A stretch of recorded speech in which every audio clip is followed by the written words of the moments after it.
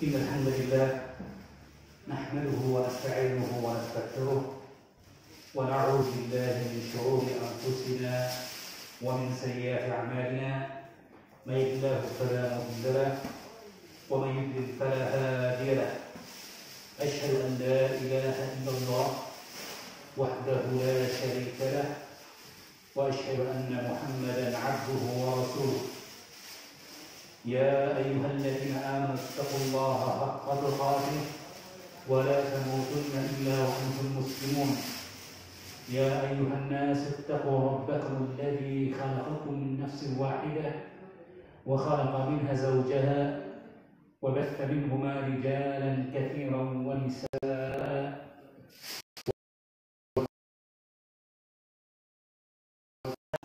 إن الله كان عليكم رقيبا يا أيها الذين آمنوا اتقوا الله وقولوا قولا سديدا يصلح لكم أعمالكم ويغفر لكم ذنوبكم ومن يطع الله ورسوله فقد فاز فوزا عظيما أما بعد فإن أصدق الحديث كتاب الله وخير الهدى هدى محمد صلى الله عليه وسلم وشر الأمور محدثاتها وكل بدعة ضلالة. Hadirin jemaah yang dimuliakan Allah Subhanahu wa taala. Alhamdulillah kita memuji Allah Subhanahu wa taala dan kembali bersyukur hanya kepadanya atas segala limpahan nikmat dan karunia yang Allah berikan kepada kita. Dan pada pagi hari menjelang siang ini kita masih mendapatkan curahan nikmat dari Allah Subhanahu wa taala hingga kita bisa berkumpul bersama baik secara offline maupun online dalam majlis di mana kita mengharapkan ridha Allah di dalamnya, kita mengharapkan sakinah, ketenangan, rahmah, kasih sayang, serta tentu saja apa yang disebutkan dalam hadis Nabi sallallahu alaihi wasallam, hadis Abu Hurairah riwayat Muslim, demi dibanggakannya orang-orang yang berada dalam majlis ilmu oleh Allah Subhanahu wa taala di hadapan para malaikatnya. Dan yang paling penting bagi kita adalah dalam hadis yang lainnya bahwa seorang yang menghadiri majlis ilmu, majlis zikir, sesungguhnya diampuni baginya dosa-dosa meskipun ia hadir boleh jadi bukan dengan tujuan ilmu pada asalnya, mungkin hanya karena diajak atau bahwa dia memiliki tujuan yang lain yang akan dia tunaikan setelah pengajian, maka sesungguhnya itu tidak menghalangi adanya ampunan Allah Subhanahu wa taala bagi setiap yang hadir dalam majlis ilmu. Mudah-mudahan semua keutamaan tersebut kita dapatkan dalam pertemuan kita pada hari ini, dan semoga Allah menjadikan pertemuan kita pertemuan yang dirahmati Allah Subhanahu wa taala, dan perpisahan kita nantinya adalah perpisahan dalam keadaan dijaga oleh Allah Subhanahu wa taala. Hadirin dimuliakan Allah Subhanahu wa taala, topik materi pengajian kita pada hari ini adalah tentang jihad wanita muslimah di masa pandemi. Jihad wanita muslimah di masa pandemi. Subhanallah, judul ini judul yang bagus diberikan oleh panitia dengan taufik dari Allah Subhanahu wa taala, dan dia adalah materi yang sangat penting untuk diketahui bukan hanya bagi wanita muslimah tetapi juga bagi semua kaum wanita. Bahkan bukan hanya bagi semua kaum wanita tetapi juga bagi kaum laki-laki. Mengapa? Karena tidaklah ada seorang laki-laki melainkan di sekelilingnya ada kumpulan kaum wanita. Ibunya, neneknya, saudara perempuannya, istrinya, dan kerabat keluarga dari kaum wanita yang ada di sekitar dirinya. Ya, maka kalau begitu, pengetahuan seorang laki-laki terhadap perkara-perkara yang mendatangkan manfaat bagi wanita ini juga penting. Bukan hanya karena kemaslahatan itu bagi wanita yang dimaksud, yang ingin ia sampaikan padanya nasihat kebaikan, tetapi juga kemaslahatannya akan terpulang kepada dirinya sendiri, ya. Akan terpulang kepada dirinya sendiri. Demikianlah Allah Subhanahu wa taala menciptakan Nabi Adam alaihissalam, lalu kemudian menciptakan sesudahnya pendamping bagi Nabi Adam alaihissalam, yaitu Hawa. Maka sekali lagi, materi kita pada siang hari ini materi yang sangat penting, dan tentu saja perkara jihad wanita muslimah di masa pandemi ini, ya, berkaitan dengan keadaan aktual, apa yang sekarang terjadi dalam kehidupan kita, tidak hanya di Makassar secara khusus ataupun di Indonesia, tetapi di seluruh dunia. Apa yang ada dari musibah pandemi COVID-19 yang menimpa seluruh umat manusia.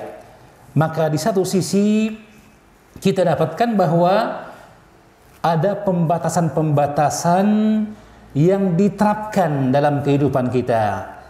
Ditetapkan ini oleh pemerintah, kemudian tentunya dengan bimbingan dan arahan dari para pakar di bidangnya, para ahli medis dan pakar kesehatan masyarakat, dan tentu saja telah dibahas pula ini oleh para ulama, para fuqaha Islam, ya. Pada pertemuan pekan yang lalu telah kita jelaskan bagaimana terjadinya musibah pandemi corona ini memunculkan harakatul ilmiah, memunculkan pembahasan-pembahasan ilmiah, ya, tulisan-tulisan yang bermanfaat, ya, tentang kaitan atau bagaimana seorang muslim melaksanakan ibadah kepada Allah dan muamalahnya, ya, dalam masyarakatnya di atas bingkai Al-Quran dan As-Sunnah dengan menerapkan protokol kesehatan, ya. Ini penjelasan dari para ulama dan para fuqaha kita, ya.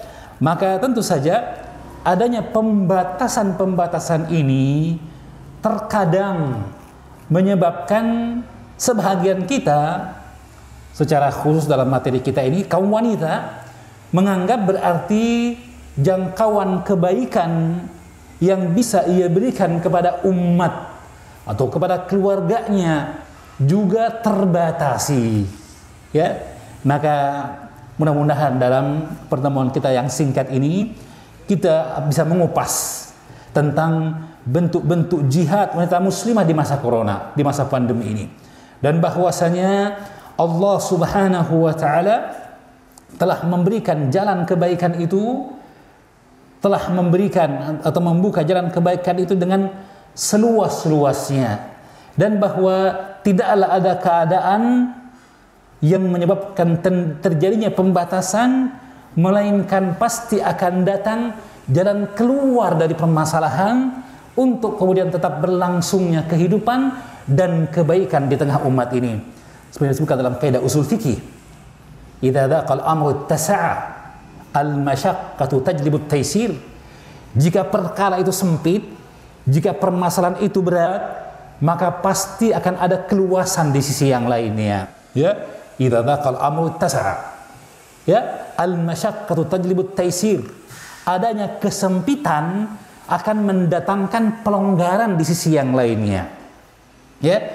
Itu kaidah dalam ilmu usul, ya. Sebagai contoh penerapan kaidah itu misalnya, ya, apa yang haram menjadi halal ketika itu merupakan perkara yang darurat, ya. Kata kaidah usul, ad-darurat tubihul mahdhurat. Perkara darurat itu menyebabkan pembolehan apa yang asalnya terlarang, seperti bangkai yang dia haram tentu saja.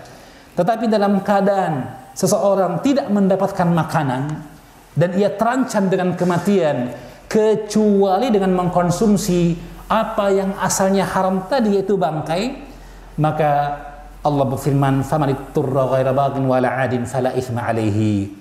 Siapa yang kepepet, terdesak karena keadaan darurat tadi, ghaira baghin wala 'adin, tanpa ia melampaui batas dan tanpa ia kemudian, ya, berbuat zalim kepada orang lain, fala itsma 'alaihi, maka tidak ada dosa baginya. Ya. Nah, ini menunjukkan kepada kita bahwa Allah Subhanahu wa taala Maha Pemurah. Allah Subhanahu wa taala Maha penuh dengan hikmah, dan Allah memberikan dalam kesempitan jalan keluar untuk terselenggaranya kebaikan dan tersebarnya. Jadi karena itu, insya Allah target kita dalam materi ini adalah menerangkan tentang jihad wanita muslimah di masa pandemi. Pintu-pintu kebaikan yang mereka yang boleh jadi tidak akan mereka dapatkan setelah berlalunya pandemi ini. Ya, tetapi sebelum masuk ke dalam perkara itu, kami ingin menyampaikan muqaddimah, pengantar perkara yang berkaitan dengan pemahaman kita dalam memahami konteks perkara tersebut. Yang pertama, disebutkan oleh baginda Nabi sallallahu alaihi wasallam dalam hadis Anas bin Malik, dikeluarkan oleh Imam Ibnu Majah, hadis nomor 195. Al-Albani rahimahullah taala dalam silsilah hadis as-sahihah nomor 1332, bahwasanya Rasulullah sallallahu alaihi wasallam telah bersabda, "Inna minan nasi nasan mafatihul lil khair maghaliqul lisyarr, wa inna minan nasi nasan mafatihul lisyarr maghaliqul lil khair, fatuba liman ja'ala Allahu mafatihal khairi ala yadayhi, wa wailun liman ja'ala Allahu mafatihasy syarri ala yadayhi." Dari sahabat Anas bin Malik radhiyallahu taala anhu, khadimu Rasulillah, pembantu Nabi sallallahu alaihi wasallam, di antara sahabat yang banyak meriwayatkan hadis dari baginda Nabi sallallahu alaihi wasallam, bahwa baginda Rasulullah sallallahu alaihi wasallam telah bersabda, "Inna minan nasi nasan." Sesungguhnya di antara golongan manusia ada orang-orang yang mereka mafatihul lil khairi maghaliqul lisyarr. Mereka adalah pembuka-pembuka kebaikan dan penutup-penutup kejelekan. Demikian pula kata baginda Nabi, "Wa inna minan nasi nasan mafatihul lisyarr maghaliqul lil khair." Sebaliknya, bahwa di antara golongan manusia ada orang-orang yang mereka justru menjadi pembuka kejelekan dan penutup kebaikan. Rasulullah menyebutkan dalam hadis ini dua golongan manusia. Ya, la thalitha lahuma. Tidak ada yang ketiga dari mereka. Golongan yang pertama, pembuka kebaikan, penutup kejelekan. Golongan yang kedua, sebaliknya, pembuka kejelekan dan penutup kebaikan. Lalu berkata Nabi SAW mendorong untuk kita menjadi golongan yang pertama, bukan menjadi golongan yang kedua. Kata baginda Nabi SAW, "Fatuba liman ja'ala Allahu mafatihal khairi ala yadayhi." Maka beruntunglah. Dan di antara makna tuba adalah syajaratun fil jannah, sebuah pohon yang sangat besar yang ada di surga, yang naungannya ya menaungi sejauh perjalanan 100 tahun. Ya, yang jelas bahwa dia syajaratun fil jannah, sebuah pohon di surga, ya. Maka tuba, beruntunglah, atau pohon tuba artinya surga, jannah, bagi orang yang Allah jadikan kebaikan di tangannya. Subhanallah. Kunci-kunci kebaikan ada pada dirinya. Ia pegang kunci itu yang dengannya ia membagi kebaikan bagi orang lain. Wa wailun, dan celakalah, dan di antara tafsir neraka wail, ya, liman ja'alallahu mafatihasy syarri ala yadihi, bagi orang yang Allah jadikan kunci-kunci kejelekan itu ada pada tangannya. Ya, hadis ini hadis yang mulia, ya, menunjukkan kepada kita sekali lagi jenis manusia ada dua golongan, pembuka kebaikan, penutup kejelekan, atau sebaliknya, pembuka kejelekan dan penutup kebaikan. Dan kemudian disebutkan keutamaan menjadi pembuka kebaikan dan kejelekan orang yang justru menjadi penutup, pembuka kejelekan. Na'udzubillahi min dzalik. Dalam hadis yang lain yang disebutkan oleh Syekh Imam Suyuti dalam Jami'us Shaghir, disahihkan oleh Syekh Albani dalam Sahih Jami'us Shaghir nomor 4108, bahwa Rasulullah bersabda, "Indallahi khazainul khairi wasyarri, mafatihuha lirrijali, fatuba liman ja'alahu Allahu miftahan lil khairi mighlaqan lisyarri, wa wailun liman ja'alahu Allahu miftahan lisyarri mighlaqan lil khairi." Baginda Nabi SAW telah bersabda, sesungguhnya kunci-kunci atau sesungguhnya gudang-gudang kebaikan dan kejelekan itu di sisi Allah Subhanahu wa taala. Gudangnya khazain, ya. Perbendaharaan kebaikan dan kejelekan itu di sisi Allah Subhanahu wa taala. Mafatihu ar-rijal, dan pembuka-pembuka kebaikan itu, kuncinya yang dengannya terbuka kebaikan, atau justru sebaliknya, kunci kejelekan yang dengannya terbuka kejelekan, itu adalah di tangan kaum laki-laki. Perhatikan, laki-laki di sini bukan yang dimaksud adalah jenis laki-laki, ya. Nanti akan kita jelaskan, ya. Dalilnya seperti ini. Tapi ketahuilah bahwa jika disebutkan laki-laki dalam nas-nas syariat, maka itu tidak mutlak atau tidaklah berarti khusus bagi laki-laki.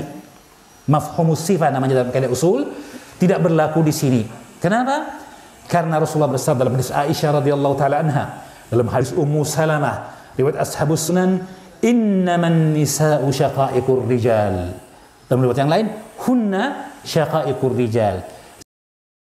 Sesungguhnya laki-laki itu adalah belahan bagi wanita. Syaqaiq, ya. Artinya sama hukumnya. Selama ada perkara yang berkaitan dengan laki-laki disebutkan dalam nas, maka nas itu juga berkaitan dengan wanita, ya. Pintu-pintu kebaikan yang terbuka bagi laki-laki ataupun kunci kebaikan yang disebutkan di tangan kaum laki-laki, maksudnya juga ada di tangan kaum wanita, ya. Kenapa? Karena kaum wanita adalah belahan bagi laki-laki. Sama hukumnya dengan kaum laki-laki, kecuali jika ada dalil yang mengkhususkan, seperti masalah hukum warisan misalnya, ya. Wallahu a'lam bissawab. Dalam nas yang kedua ini intinya bahwa Rasulullah SAW bersabda, gudang kebaikan dan kejelekan itu di sisi Allah. Tetapi Allah menjadikan ada orang-orang yang kunci kebaikan, kunci kejelekan itu ada pada tangannya. Kemudian disebutkan dalam nas, tuba, keberuntungan, kesuksesan, atau pohon di surga, artinya surga, bagi orang yang Allah jadikan ia pembuka kebaikan dan penutup kejelekan. Dan sebaliknya, kebinasaan, kecelakaan, atau neraka wail bagi orang yang Allah jadikan justru ia menjadi pembuka kejelekan, penutup kebaikan. Na'udzubillahi min dzalik. Ya, dalam hadis yang lain, hadis yang ketiga, ya, diriwayatkan oleh Imam Al-Hakim, ya, dalam Mustadraknya, dan beliau mengatakan bahwa dia sesuai dengan syarat Imam Muslim dan disetujui oleh Imam Adz-Dzahabi, disahihkan oleh Syekh Al-Albani dalam Sahih Jami'us Shaghir nomor hadis 2175, bahwasanya Rasulullah telah bersabda, "Inna lillahi malaikatan fil ardi tantiqu ala alsinati bani Adam." Sesungguhnya bagi Allah Subhanahu wa taala ada malaikat-malaikat di muka bumi ini. Tantiqu bil khairi, tantiqu ala alsinati bani Adam. Yang malaikat-malaikat itu berbicara dengan lisannya manusia, dengan lisannya Bani Adam. Bima fil mar'i minal khairi wasyarri, dan itu diketahui dari kebaikan dan kejelekan, dari kebaikan dan kejelekan. Ya, kita mungkin sudah sering mendengar bidadari tak bersayap, ya kan? Sudah sering dengar katanya, bidadari yang tak bersayap.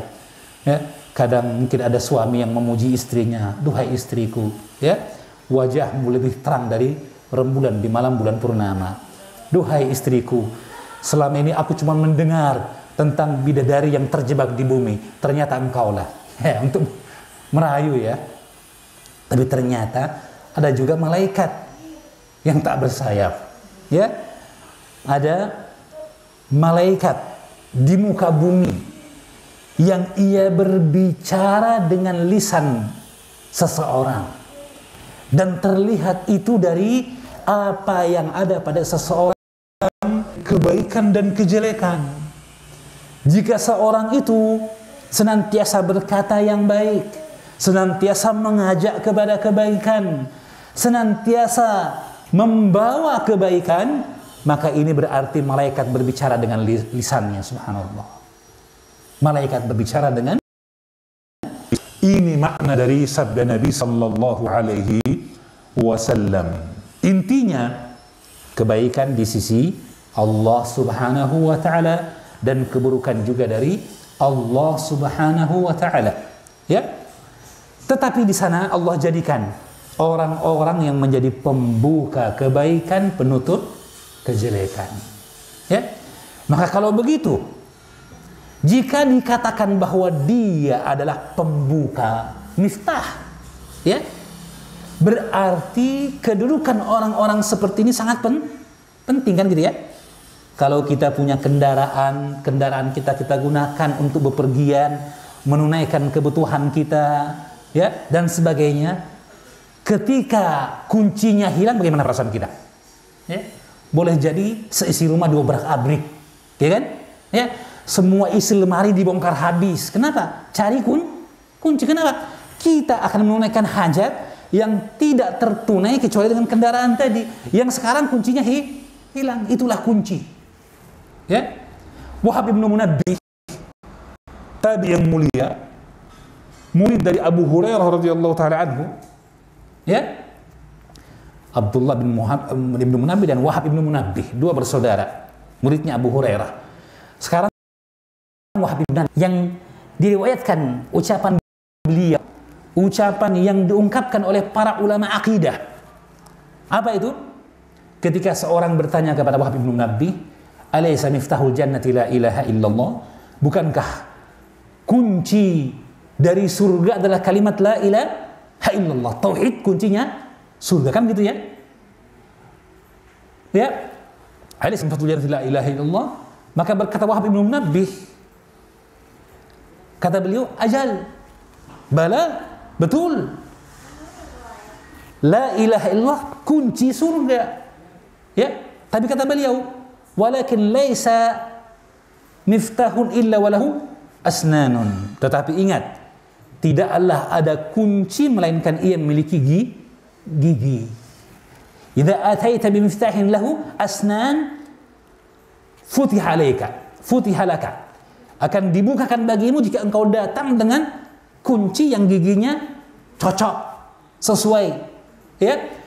Wa idza ataita bimiftahin lam yakun alaihi asnan lam yuftah alaik. Adapun jika engkau datang dengan kunci yang tidak ada giginya, lam yuftah laka, tidak akan dibukakan bagimu surga itu, ya. Dan dimaksud oleh beliau adalah syarat la ilaha illallah. Kesimpulannya bahwa kunci memiliki kedudukan sesuai namanya. Apa itu? Kunci. Ya. Kunci dalam arti yang positif. Ya. Karena ada juga orang bilang juru kunci, ya. Selalu terakhir, ya. Juru kunci, ya. Maka di sini dalam makna yang positif, ya. Maka ikhwani fid din, akhwat fillah, akramani Allah wa iyyakum, keterangan-keterangan tadi kita bawakan sebagai penghasung bagi kita untuk menjadi pembuka kebaikan. Imam Ibnu Qayyim Al-Jauziyah rahimahullah telah menyebutkan bahwa Allah Subhanahu wa taala telah menjadikan likulli matlubin miftahan yuftahu bihi. Ya, kata beliau, wa qad ja'ala Allah Subhanahu likulli matlubin miftahan yuftahu bihi. Allah telah menjadikan bagi segala sesuatu yang dicari, segala sesuatu yang dituntut. Artinya, semua yang penting pasti ada apanya? Ada kuncinya. Maka disebutkan Fajala miftahas sholati at-tuhur. Maka dijadikanlah pembuka solat berwudu, bersuci. Pembuka haji ihram. Pembuka kebaikan sedekah. Apa yang kita inginkan dari kebaikan itu ditentukan dengan astagfirullah, as-sidq, kejujuran. Ya, kejujuran, ya.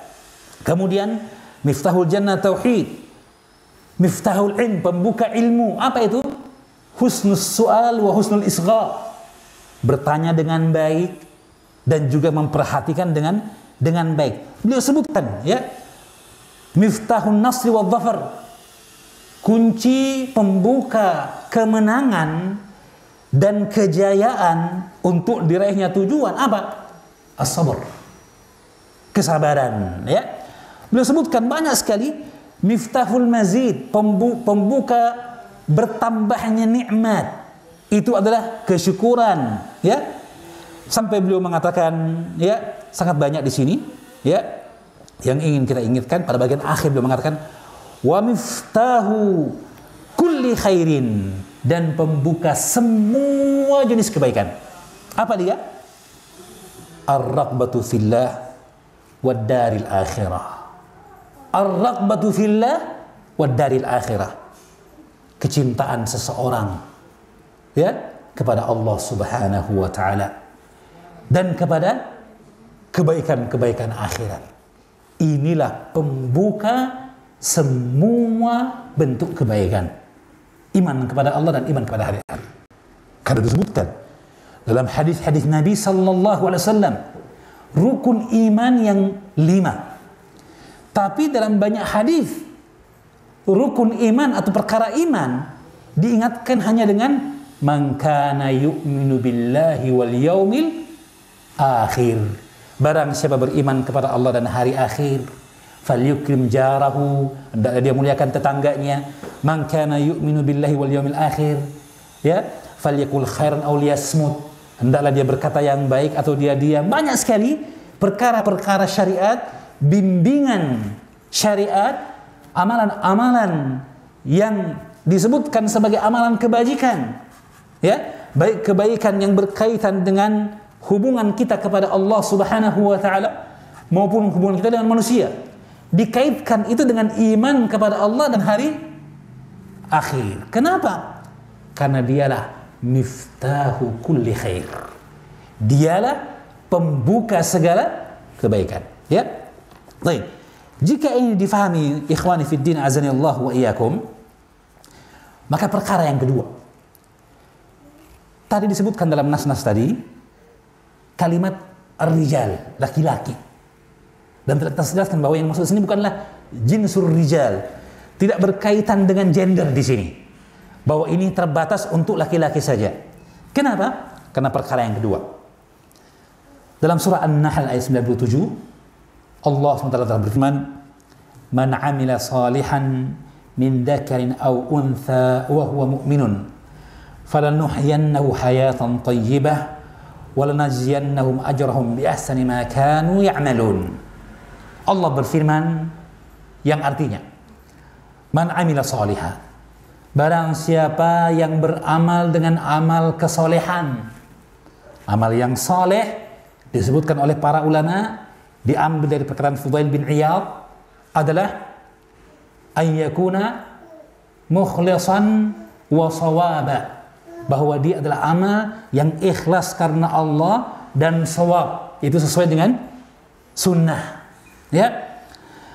Kata Allah Subhanahu wa taala, man amila salihah, siapa yang beramal saleh, min dzakarin aw untha, dari golongan laki-laki maupun wanita, wa huwa mu'minun, dalam keadaan dia beriman, maka Allah menyebutkan bagian pahala dan keutamaan yang besar baginya. Apa itu? Falanuhyiyannahu hayatan thayyibah, maka akan kami berikan padanya kehidupan yang thayyibah, kehidupan yang sejahtera, tentram, penuh dengan ketenangan, kehidupan yang bahagia di atas taufik dari ketaatan kepadanya. seluruh makna at-tayyib, seluruh makna yang mengandung kebaikan dimaksudlah dengan kehidupan yang thayyibah itu. Ya, seperti disebutkan oleh Imam Ibnu Katsir dalam tafsirnya, tafsir Al-Qur'an Al-Azim. Beliau menyebutkan perkataan para ulama, Ibnu Abbas dan yang lainnya dari para sahabat dan tabi'in ulama ahli tafsir tentang makna hayatan thayyibah. Lalu beliau ingatkan, beliau tambih bahwa yang dimaksud dengan hayatun thayyibah di sini mencakup seluruh bentuk yang disebutkan oleh mereka para ulama tafsir dan apa yang tidak disebutkan oleh mereka dari makna at-thayyib, makna kebaikan. Jelas ya? Ini janji dari siapa? Allah Subhanahu wa ta'ala, yang Allah tidak pernah menyalahi janjinya. Ya? Fala nuhyiyannahu hayatan thayyibah wa lanajziyannahum ajrahum. Itu yang pertama, kehidupan yang baik. Dan kata para ulama, yang dimaksud adalah kehidupan di dunia. Ya, kehidupan di dunia. Ya, meskipun sebagian lagi mengatakan ini juga mencakup kehidupan yang baik di akhirat. Ya. Adapun yang kedua, walanaziyannahum ajrahum, dan kami akan memberikan pada mereka balasan pahala mereka bi ahsani ma kanu ya'malun, lebih baik daripada apa yang mereka kerjakan. Subhanallah. Di sini bukan hanya al-jaza min jinsil amal, balasan itu sesuai dengan amal perbuatan, tidak. Bahkan al-jaza afdalu minal amal. Ya, balasan yang Allah janjikan, yang Allah akan berikan pada seorang hamba lebih baik dari amalnya. Subhanallah. Ya, maka dalam ayat ini kita ketahui dorongan untuk berbuat kebaikan bagi siapapun dari kaum laki-laki dan wanita. Nah, secara khusus bagi wanita, masih dalam muqaddimah ini, secara khusus bagi wanita, bahwasanya kita meyakini Allah Subhanahu wa ta'ala menciptakan manusia fi ahsani taqwim, dalam tingkat penciptaan yang terbaik. Itu pasti. Ya, Allah menciptakan manusia ya dalam bentuk yang dengannya mereka mendapatkan kemuliaan dan dibedakan jauh dari ciptaan-ciptaan yang lainnya. Dalam surah Al-Isra ayat 70 Allah berfirman, "Walaqad karramna bani Adama wa hamalnahum fil barri wal bahr wa razaqnahum minat thayyibat wa faddalnahum ala katsirin mimma khalaqna tafdila." Ya, disebutkan 4 keutamaan dari penciptaan manusia dalam bentuk penciptaannya setelah penyebutan keutamaan itu secara umum. Walaqad karramna bani Adam. So kami telah muliakan bani Adam itu. Disebutkan beberapa perkara di dalamnya. Dan akhir itu wa faddalnahum ala katsirin mimman khalaqna tafdila. Kami berikan pada mereka keutamaan ya dalam penciptaan yang kami berikan keutamaan itu bagi mereka dan lebihkan dari semua ciptaan Allah Subhanahu wa ta'ala. Ya. Nah, kalau begitu, sekali lagi Allah yang maha bijaksana ya, ketika menciptakan manusia dengan ciptaannya ya, memberikan apa yang terbaik bagi mereka sesuai dengan kehidupannya. Dan kita ingat bahwa Allah menciptakan wanita sebagaimana Allah menciptakan laki-laki, kan gitu ya? Ya. Maka kalau dikatakan manusia diciptakan dalam bentuk yang sempurna, dengan penciptaan yang sempurna, dengan seluruh yang ada pada mereka, fisikal, bentuk perawakan, postur dan sebagainya, maupun fisikal, ya, ataupun fisik psikologinya, ya, karakternya, paham ya? Ini juga berlaku, jika itu berlaku pada manusia, berarti mencakup laki-laki dan wanita. Ya, mencakup laki-laki dan wanita.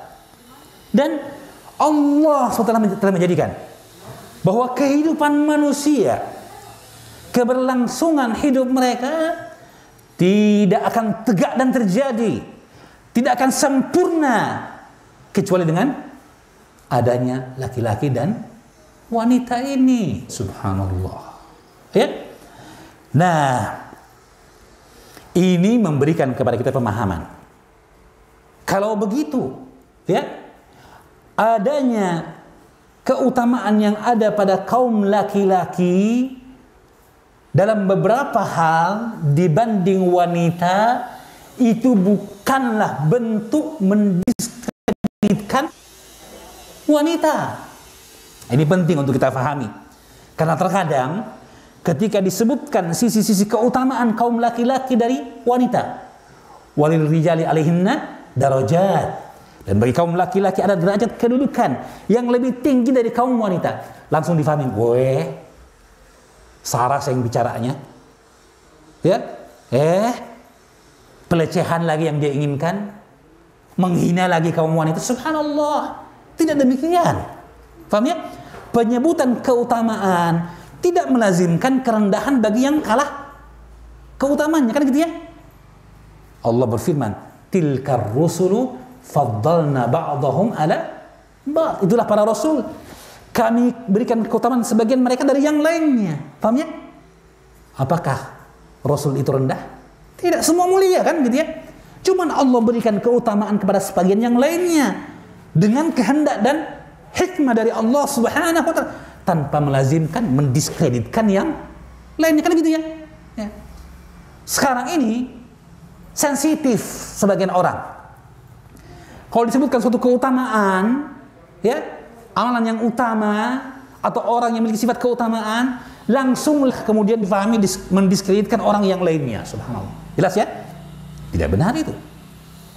Ya.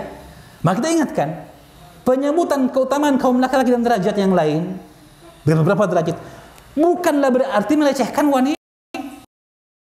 Kan? Nah, siapa yang menciptakan wanita? Allah. Dan Allah telah mengatakan, Allah memuliakan penciptaan manusia. Manusia berarti Allah pun memuliakan kaum wanita dengan ciptaan mereka. Nah, ini yang perlu kami ingatkan. Kami tegaskan sekali lagi bahwa Islam menempatkan perkara pada proporsi yang sesungguhnya. Maka kalau begitu, intinya ingin kita ingatkan bahwa Allah Subhanahu wa ta'ala telah menciptakan wanita dengan sifat yang kita tahu semua sini, ya. Semua sudah menikah di sini, ikhwan yang hadir, alhamdulillah. Tentunya tahu istrinya bagaimana, kan? Ya kan? Tahu sifat wanita bagaimana, kan? Ya. Ya. Subhanallah, Allah menciptakan wanita, ya, dengan sifat-sifat yang jelas. Di satu sisi ada padanya kelemahan, ya kan? Berbeda dengan kaum laki-laki, kan gitu ya? Di antaranya wanita hassasiyah, perasaannya sensitif dibanding laki-laki. Benar atau salah nih? Benar atau salah nih? Nah, benar ya, pasti ya. Ya, wanita lebih sensitif dibanding laki-laki. Ya, perasaan mereka lebih dominan. Paham ya? Ini di satu sisi kelemahan. Tapi ingat, di sisi yang lain ternyata dia adalah kelebihan. Kenapa? Jika kita melihat dengan wadhifah mereka, tugas, amanah yang mereka emban dari Allahu Rabbus Samawati wal Ardh. Apa itu? Melahirkan keturunan. Ya kan? Ya. Mendidik, merawat dengan penuh kasih sayang anak-anak dari suaminya. Ya kan? Kalau tidak punya perasaan, bayangkan bagaimana anak kita kalau tidak ibunya tidak punya perasaan. Ya kan? Nangis meraung-raung, namanya manusia, menangis, biar mau nangis. HP saja kalau berdering terus lama-lama lowbat, ya nanti lowbat toh. Berhenti toh itu nanti biar nih nangis terus. Ya. Maka akan terbengkalai rumah tangga, disia-siakan anak-anak jika seorang wanita tidak memiliki sifat yang sensitif tadi, kepekaan tadi, perasaan tadi. Jelas ya? Ya. Oleh karena itu Nabi SAW ketika menyebutkan bagaimana tingginya kasih sayang Allah Subhanahu wa ta'ala, inna lillahi wa inna ilaihi raji'un, rahmah. Allah memiliki 100 kasih sayang. yang satu bahagian dari kasih sayang yang ada pada diri Allah Subhanahu wa taala, Allah turunkan ke bumi. Dengannya manusia berkasih sayang, dengannya induk dari hewan menyayangi anaknya. Hanya satu bagian saja. Tapi kita lihat bagaimana satu bagian itu pada seorang ibu yang ia berani untuk mengorbankan segala apa yang ada pada dirinya, bahkan jiwanya, dia menyelamatkan nyawa anaknya. Kan gitu ya? Hanya satu bagian loh ini. Dari 100 bahagian kasih sayang yang ada pada Allah Subhanahu wa taala. Walillahi matsalul a'la. Dan bagi Allah sifat yang mulia dan tinggi. Ya. Nah, Nabi sallallahu alaihi wasallam ingin menunjukkan akan kasih sayang Allah yang begitu besar, maka beliau mencontohkan atau mengingatkan akan sebuah kejadian. Ketika setelah peperangan didapatkan tawaran perang, maka ada orang-orang yang terpisah dengan kerabat keluarganya. Ada seorang wanita terpisah dengan anaknya. Ya. Perangan akhirnya dia bertemu dengan anaknya, maka ia mendekat anaknya dengan erat dan menyusuinya. Para sahabat heran sih. Ini ibu ini, ya, lupa ia akan penderitaan, kesedihan dan kesusahannya bahwa dia sekarang menjadi budak. Hanya ketika dia bertemu dengan anak yang terhilang darinya, terlepas darinya, dalam keadaan anak itu masih butuh dirinya, masih disusui. Maka ia tinggalkan itu, lupakan semua itu. Begitu dapat anaknya, gembiranya luar biasa dan ia susui anaknya dengan bahagia. Kata Nabi kepada para sahabat, "Atajabuna min hadhihi?" Kalian heran dengan kasih sayang sang ibu kepada anaknya tadi? Hingga ia lupa semua penderitaannya. Kenapa? Ketika bertemu dengan buah hatinya. Ya? Kalian heran dengan itu? Ya?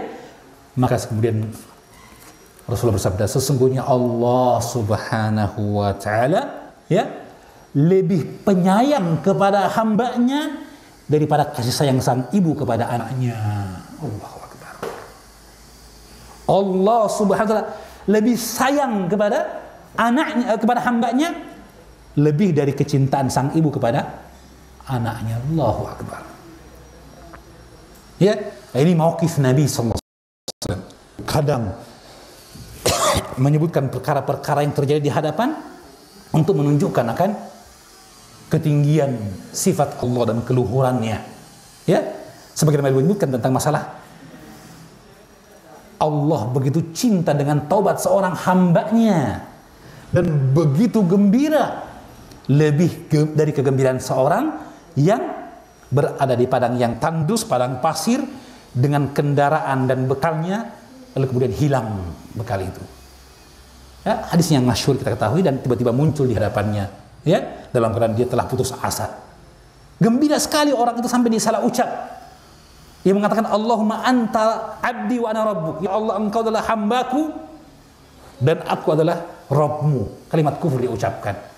Kata Nabi, lallahu asyaddu farhan bi taubati abdihi. Sungguh Allah lebih gembira daripada kegembiraan seorang hamba yang tadi itu. Ya, luar biasa tentu saja. Walillahi matsalul a'la, dan bagi Allah segala sifat yang mulia. Jadi intinya, Allah menciptakan manusia dalam bentuk yang sempurna. Ya. Demikian pula kaum wanita. Ya. Maka wanita sisi asyaddu athwan, wanita sangat peka, sangat super high sensitif gitu, ya. Tapi di sisi yang lain, wanita juga mampu memberikan pengaruh, ya enggak? Ya enggak? Wanita gampang sensitif, dia gampang gitu. Tapi sisi yang lain, dia juga mampu untuk apa? Mempengaruhi. Dia tidak hanya gampang terpengaruh, namun juga sangat kuat dalam mempengaruhi. Ini sabda Nabi deh. Ya, ketika beliau dalam khutbah Arafah, haji penghabisan, berkhutbah ketika itu di hadapan kaum muslimin, dan beliau menyebutkan, ma ra'aitu min naqisati aklin wa dinin adhabu li dhubbi rajulin hazimin minkunna. Kata baginda Nabi sallallahu alaihi wasallam, aku tidak melihat, ya, dari orang-orang yang kurang akal dan agamanya, yang lebih mampu menghilangkan adhabu lidhi lubbi, lebih mampu menghilangkan. Apa yang dihilangkan? Perhatikan kalimatnya, lidhi lubbin, menghilangkan. Lub artinya akal, ulul albab, orang yang berakal, mampu menghilangkan akal. Lidhi lubbin rajulin, siapa yang dihilangkan? Wanita yang lainnya. Kalau yang lain kan, wanita kan sama-sama perasa. Bukan, laki-laki. Yang katanya ya, laki-laki lebih mendahulukan akal dari perasaan. Gitu ya? Ya. Laki-laki nih. Sifat pertama dilubbin, punya akal.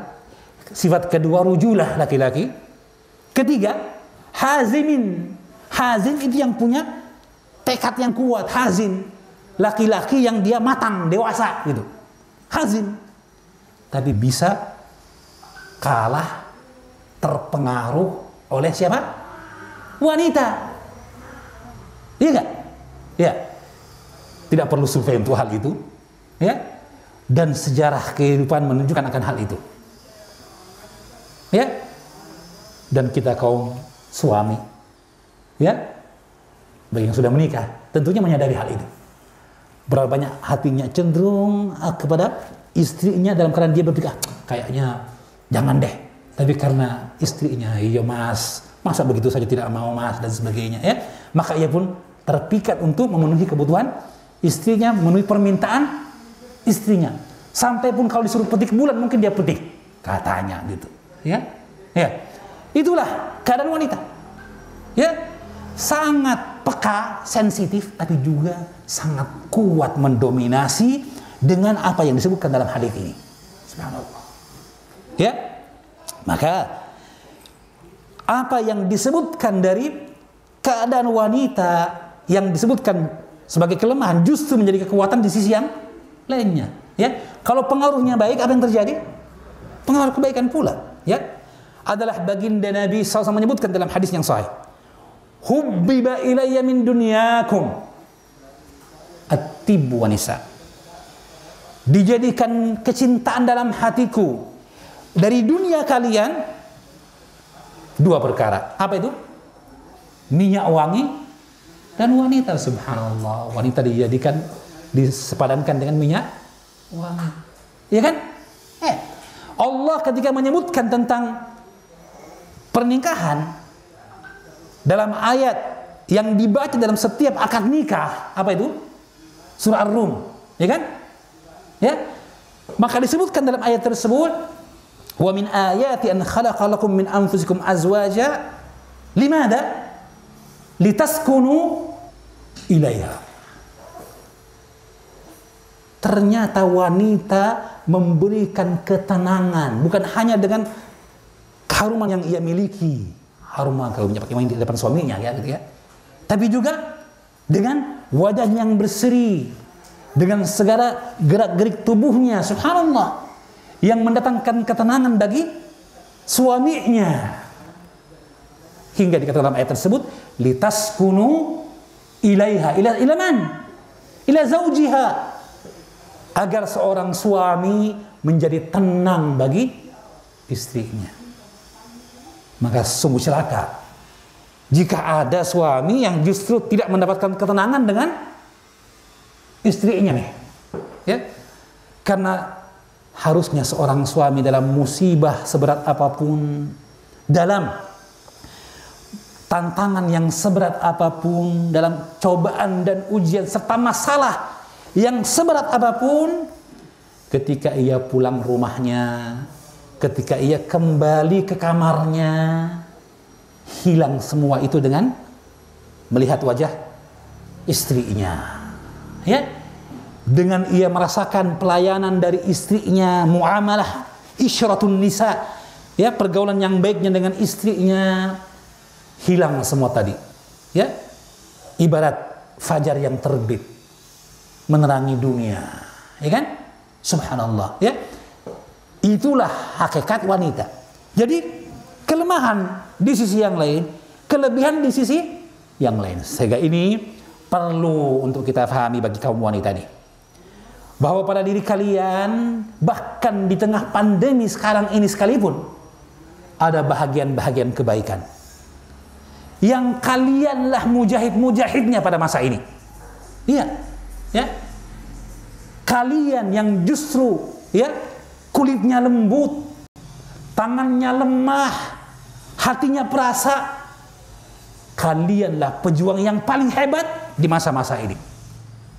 Ya, kenapa? Karena perjuangan yang ada itu adalah perjuangan yang memang bidang kalian, dalam kapasitas dan kemampuan kalian yang Allah ciptakan kalian di atasnya. Subhanallah. Ya kan? Ini keadaan wanita. Oleh karena itu, saya kira ini dua perkara yang saya berikan sebagai muqaddimah pengantar. Mungkin kita bagus masuk kepada perkara yang menjadi titik masalah dari pertemuan kita, ya, meskipun dalam jadwal sisa berapa menit lagi, ya, dari poin-poin kebaikan yang terbuka luas bagi kaum wanita, jihad yang wanita bisa berjihad di dalamnya dalam suatu situasi pandemi. Mungkin sifatnya sedikit global, namun nanti kita bisa lebih detailkan lagi dalam praktek ataupun dalam bentuk tanya jawab yang diajukan oleh hadirin yang hadir, baik dari kaum laki-laki maupun dari kaum wanita yang hadir di majelis kita ini secara offline ataupun yang hadir dalam bentuk online, ya. Wallahu a'lam bishawab. Maka kalau begitu ketahuilah sekali lagi bahwa Allah Subhanahu wa taala menginginkan kita menjadi golongan yang pertama dari golongan yang disebutkan dalam sabda Nabi tadi yang pertama. Apa itu? Golongan yang menjadi mafatihul khairi maghalikus syarr. Pembuka kebaikan dan penutup kejelekan. Ya, dan ini manusia terbaik. Tuba lahum. Surga baginya. Keberuntungan baginya, kebaikan baginya. Itu yang pertama. Kedua, bahwa wanita diciptakan oleh Allah dalam bentuk yang terbaik, sebagaimana keterangan ayat Allah tentang keutamaan penciptaan manusia dari seluruh makhluk yang lainnya. Jelas ya? Ya. Dan manusia terdiri dari laki-laki dan wanita, ya. Dan dalam banyak ayat, banyak keterangan dalil kita dapatkan disebutkannya keutamaan pada wanita dengan penciptaan mereka, ya, yang mereka lebih utama dari laki-laki dalam perkara tersebut. Jelas? Ya. Nah, kalau ini diketahui bahwa, maka ketahuilah pula bahwa kebaikan yang ada yang diharapkan bagi wanita yang mereka menjadi agen kebaikan itu, kunci kebaikan itu, meskipun di masa pandemi corona sekarang ini, ketahuilah bahwa untuk mewujudkannya diperlukan beberapa perkara. Dibutuhkan beberapa perkara, dan ini perkara yang sangat penting. Ya, kami ringkaskan di sini. Ya, ada 4 perkara secara umum. Ya, perkara yang pertama dan yang paling utama dari perkara-perkara tersebut. Mohon maaf, sebentar.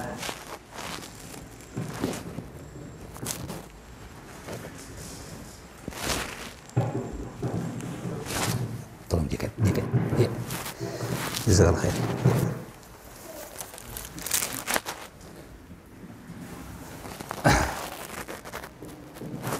Mohon maaf.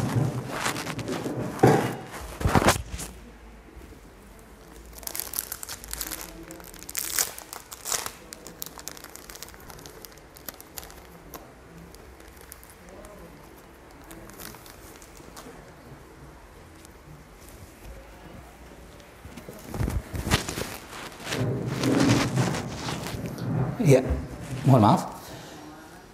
Jadi ada 4 perkara yang penting dari perkara-perkara yang mesti diwujudkan pada diri seorang wanita muslimah di tengah pandemi ini, yang dengannya mereka akan menjadi agen kebaikan, yang dengannya mereka adalah pembuka-pembuka kebaikan, dan dengannya mereka berjihad di zaman pandemi ini. Ya. Perkara yang pertama, ikhlas. Ini perkara yang pertama. Ikhlas, ya. Dan ini mungkin kalimat yang sudah sering kita dengarkan. Namun kita akan kaji sedikit secara ringkas dan prakteknya. Yang kedua, doa kepada Allah Subhanahu wa taala dan memohon dengan sungguh-sungguh terus dan berulang agar kita menjadi kunci-kunci kebaikan. Yang pertama ikhlas, kedua berdoa kepada Allah dan meminta dengan sungguh dan terus-menerus untuk dijadikan Allah sebagai pembuka kebaikan. Yang ketiga, beribadah kepada Allah, ya, dengan penuh keteguhan, ya, dengan khusyuk, ya, dengan menunaikan apa yang diwajibkan oleh Allah pertama dan kemudian apa-apa yang disunahkan. Dan yang keempat, yang terakhir adalah bahwa seseorang berhias dengan karim wa mahasinil akhlak, dengan akhlak-akhlak yang mulia, budi pekerti yang lurus, adab, sopan santun dan tata krama yang sesuai dengan syariat Islam yang mulia. Ini 4 perkara, ya.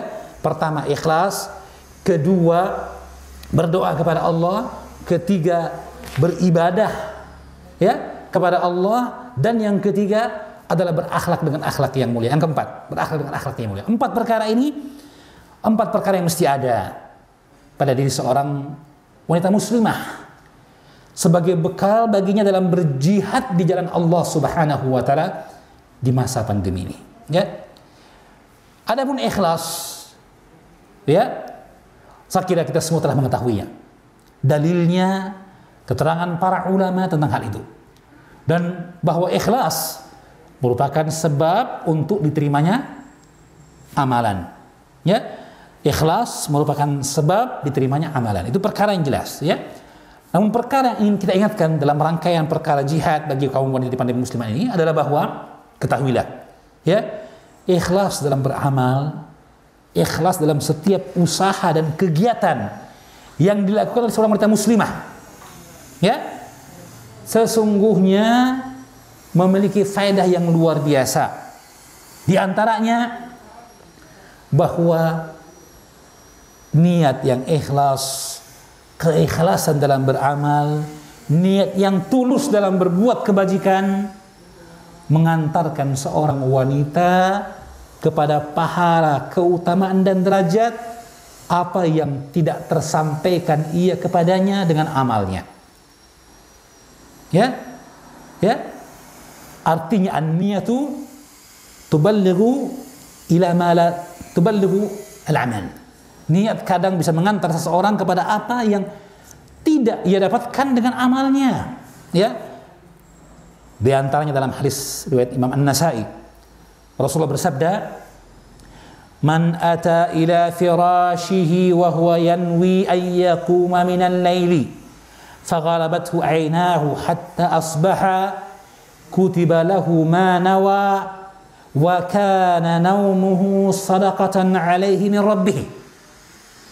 Dalam hadis yang sahih Rasulullah bersabda, barang siapa yang datang ke pembaringannya, naik keranjangnya, artinya untuk tidur, dalam keadaan ia berniat untuk bangun tengah malam melaksanakan sholat, lalu ia terkalahkan dengan rasa kantuknya, ghalabathu ainahu, hingga ia pun tertidur pulas, hingga keesokan harinya, tahu-tahu sudah subuh gitu. Sempat dia sholat malam? Tidak berarti. Dalam keadaan ia berniat untuk sholat malam, apa yang terjadi? Kata Rasulullah SAW, kutiba lahu ma nawa, dituliskan baginya pahala apa yang telah dia niatkan. Jelas ya? Padahal tidur. Kata baginda Nabi SAW, wa kana naumuhu sadaqatan alaihi, dan adalah tidurnya sedekah dari Allah Subhanahu wa ta'ala. Subhanallah. Dalam hadis muttafaqun alaih, tadi riwayat Nasai. Dalam hadis muttafaqun alaih, hadis yang masyhur, Rasul bersabda, ya, man sa'alallaha syahadata bisidqin, siapa yang memohon kepada Allah derajat syahadah dengan jujur, ballaghahu Allahu manazilas syuhada wa in mata ala firasyih, maka Allah akan tempatkan ia pada kedudukan para syuhada meskipun mati di atas tempat tidurnya. Nah, ini. Jadi niat ikhlas mendatangkan pahala meskipun seorang tidak beramal. Dia hanya berniat saja, tapi dia ikhlas, jujur, ya, dengan niatnya itu, bersemangat dan tidak letoy, tidak kendor dalam niat kebaikan itu. Tapi terhalangi karena sesuatu, lupa, ketiduran, ataupun yang lainnya. Ia dapatkan pahala. Dan apa yang ia dapatkan dari ketidaksempatnya dia untuk berbuat kebaikan tadi, ya, dihitung sedekah dari Allah baginya. Jelas? Ya. Nah, ini diantara keutamaan ikhlas, ya. Ikhlas merupakan sebab dijauhkannya seseorang dari kejelekan dan dari fahisyah, perbuatan yang tidak senonoh, kalimat yang tidak senonoh. Na'udzubillah. Sebagai ulama kata bahwa kalimat fahisyah jika ditlakkan, ya, mencakup, maksud dengannya adalah zina wa muqaddamati, zina dan pengantar kepada zina. Na'udzubillah. Ya, ya, bahwa ikhlas menjaga seorang dari perkara itu. Ya, lihat dalam kisah Nabi Yusuf alaihissalam. Ya, ketika ia digoda oleh imra'atu aziz, wanita yang punya kedudukan tinggi, ya, dan punya kecantikan yang luar biasa, mengajak ia untuk berzina. Subhanallah. Ya, Allah sebutkan ayatnya. Bagaimana Allah berfirman, laqad hammat bihi wa hamma biha. Sang wanita berhasrat kepada Nabi Yusuf dan Nabi Yusuf berhasrat kepadanya. Ada kisah-kisah yang datang dalam tafsir ayat ini, namun para ahli tafsir yang mulia mengatakan yang paling benar adalah bahwa makna ayat itu adalah qiraatuhu. Bacaan ayat itu adalah maknanya. Artinya menunjukkan adanya hasrat pada Nabi Yusuf juga, tergoda juga. Ya kan? Laula an ra'a burhana rabbi. Kalau ia tidak melihat petunjuk dari Rabb-nya. Ia pun terjaga, ia pun waspada, dan kemudian kembali kepada ketakwaan. Ya, apa sebabnya? Mengapa ia terjaga dan dilindungi? Disebutkan pada akhir ayat. Ya, kadzalika linasrifa anhu su'a wal fahsya innahu min ibadinal mukhlasin. Demikianlah kata Allah, kami palingkan dari Nabi Yusuf alaihissalam as-su'a wal fahsya, perbuatan jelek dan tindakan tidak senonoh. Kenapa? Innahu min ibadinal mukhlasin, karena dia hamba Allah, hamba kami yang ikhlas. Ikhlas. Tidak ada perkara yang paling menjaga seseorang dari kejelekan dan hawa nafsu melainkan apa? Ikhlas. Bayangkan, wanita punya kedudukan yang tinggi. Ya, karena itulah baginda Nabi menyebutkan dalam hadis Abu Hurairah, riwayat Bukhari Muslim, tentang 7 golongan dinaungi Allah di hari yang tidak ada naungan kecuali naungan darinya. Di antaranya siapa? Rajulun da'athu imra'atun dzatu hasabin wa jamalin. Wanita, seorang laki-laki yang dapat naungan nih, 8 golongan. Di antaranya seorang laki-laki yang dibujuk rayu oleh seorang wanita yang punya kedudukan dan kecantikan untuk berbuat sesuatu yang tidak pantas. Maka ia berkata, akhafullah, saya takut kepada Allah. Saya takut hanya kepada Allah. Paham ya? Ini orang yang ikhlas. Ya, dalam hadis tentang 3 orang pemuda yang terjebak dalam gua, kan ya? Maka bertawassullah mereka, memohon kepada Allah keselamatan dan menyebutkan amal kebajikan yang paling mereka andalkan. Di antaranya Wanita menyebutkan bahwa dia punya hajat kepada sepupunya yang cantik menawan. Ia sudah meminta dirinya namun tidak diberikan. Membujuknya tidak terima. Suatu saat sang wanita butuh uang. Pandemi. Sekarang pandemi dulu enggak ya? Jadi butuh uang. Kepepet, kemiskinan mendorong ia untuk datang pada sepupunya laki-laki tadi untuk memohon bantuan. Maka sang laki-laki mensyaratkan kepadanya apa? Engkau menyerahkan dirimu kepadaku. Berat. Tapi sekarang masalah apa? Keselamatan jiwa, dia butuh makan. Maka akhirnya sang wanita menerima syarat sang laki-laki tadi. Namun ketika sang laki-laki akan menunaikan hajatnya pada sang wanita tadi, ya, sudah duduk di antara dua kakinya, berkata sang wanita dengan penuh keimanan, ittaqillaha, bertakwalah kamu kepada Allah. Wa la tafdhal bakrata illa bihaqqiha, dan jangan engkau pecahkan perawanan kecuali dengan haknya, itu nikah. Maka sang laki-laki berhenti dari perbuatannya, meninggalkan sang wanita dan merelakan uang yang telah diterimanya tanpa imbalan apapun. Ia berkata, jika ini aku kerjakan karena mengharapkan wajahmu ya Allah, fahruj anna, maka selamatkanlah kami dari kesempitan ma kunna fihi, yang sekarang kami terjebak di dalamnya. Maka terbukalah pintu gua. Allahu Akbar. Ikhlas sebab dari penjagaan, dan ikhlas di antara tolak ukurnya adalah ketika ada gangguan tadi, ya, bujuk rayu. Inilah seorang terbukti mana ikhlas mana tidak. Jelas ya? Nah, dan yang kami ingin ingatkan juga bahwa ikhlas sebab untuk keselamatan dari tipu daya syaitan. Syaitan bersumpah, ya, untuk menjebak anak Adam, menyesatkan mereka. Namun ia tidak berdaya dari hamba-hamba Allah yang ikhlas. Dan yang terakhir, bahwa sebab keberuntungan umat dan keselamatan umat, ketahuilah, sebab keselamatan umat, pertolongan dari Allah dan kedudukan itu adalah dengan ikhlasnya umat itu, ya. Dalam hadis Nabi sallallahu alaihi wasallam dari Mus'ab bin Sa'ad, dari ayahnya Sa'ad bin Abi Waqqas, ya, berkata Mus'ab bin Sa'ad, ra'a Sa'adun anna lahu fadlun ala man dunahu. Ayahku Sa'ad bin Abi Waqqas, salah seorang dari sahabat yang dikabarkan 10 orang penghuni surga. Ya, ia melihat dirinya punya keutamaan dari orang yang lebih rendah dari dia. Termasuk pendahulu masuk Islam dan didoakan oleh Nabi dalam hal memanah, Sa'ad bin Abi Waqqas.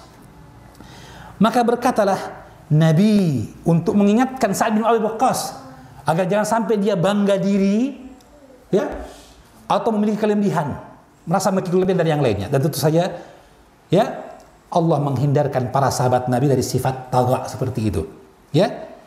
Tetapi memang Sa'ad punya kelebihan dan keutamaan, dan terkadang memandang kepada kelebihan, keutamaan membuat seseorang meremehkan orang lain. Maka Nabi ingatkan, kata beliau, hal tunsaruna wa turzaquna illa bidu'afaikum. Tidakkah kalian mendapatkan pertolongan dan mendapatkan rezeki dari Allah melainkan dari orang-orang miskin. Seperti sekarang ini, pandemi, krisis kesehatan yang membawa serta krisis ekonomi, bahkan resesi di mata warga negara Indonesia sekarang ini, ya, dan juga menyebabkan krisis sosial di beberapa tempat, ya.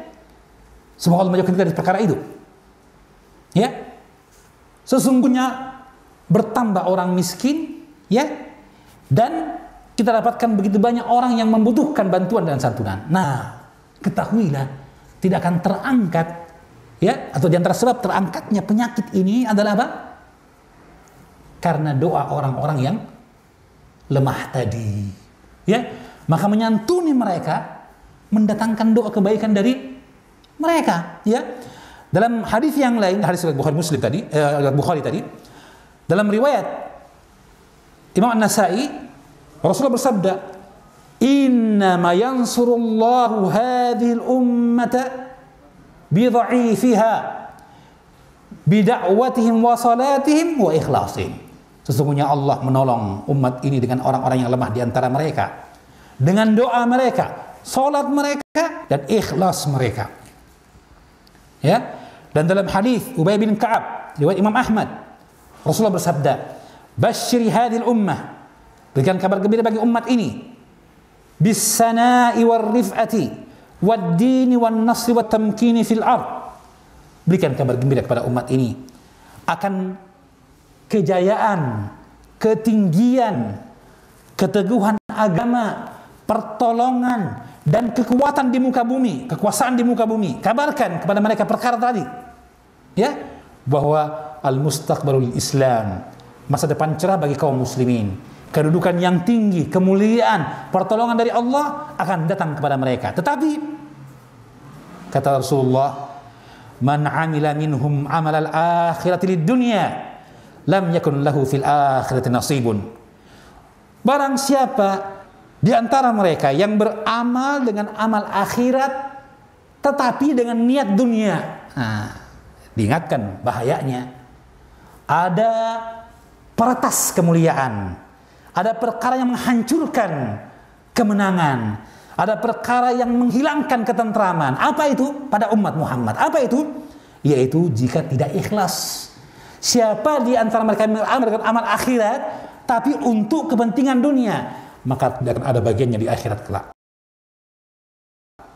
Dan bahaya hilangnya semua perkara tadi karena ketidakikhlasan. Subhanallah. Maka ini perkara ikhlas, ya, yang bisa kita singgung pada pertemuan kali ini. Mohon maaf waktu membatasi kita.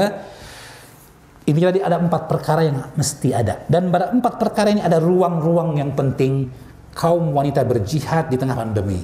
Seperti ikhlas sekarang ini, ya, mendorong suaminya untuk bersedekah, atau bahkan dia membantu, ya, orang yang lemah dengan tenaganya. Kalau dia tidak punya dana untuk memberi makan orang-orang miskin, ya, dulu banyak jadi tren dulu memberikan bantuan makanan, ya, ada kedai gratis misalnya, ada warung makan yang memberikan makanan gratis hari-hari tertentu misalnya.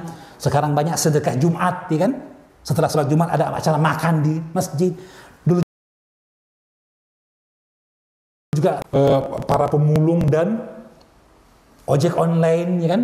Sampai ojek pangkalan ditinggalkan, kasihan, ya. Alhasil ada sedekah-sedekah seperti itu, ya.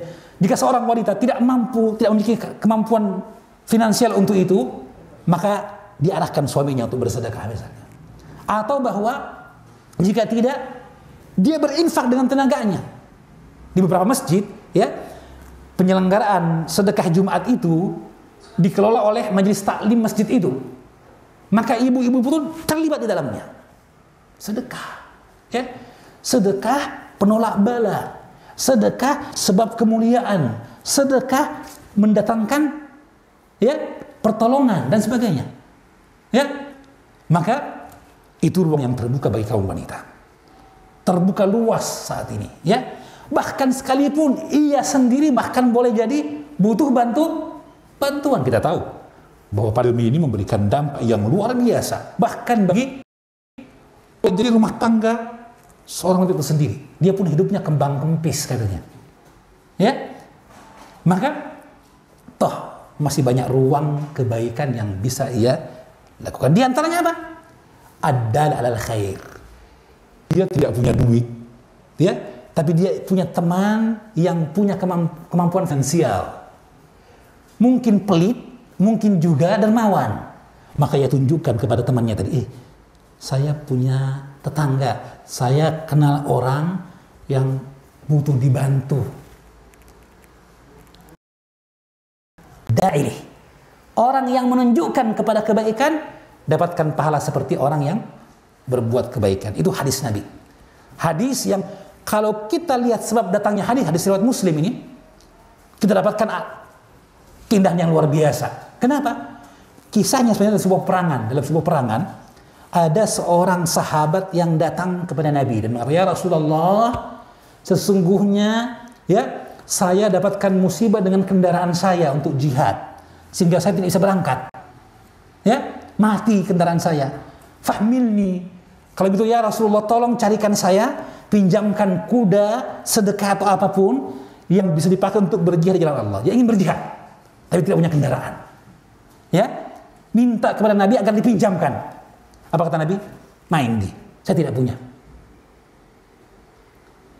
Maka tiba-tiba ada seorang sahabat yang hadir di majelis itu dan mengatakan, "Ya Rasulullah, ana adulluhu ala rajulin yahmiluhu."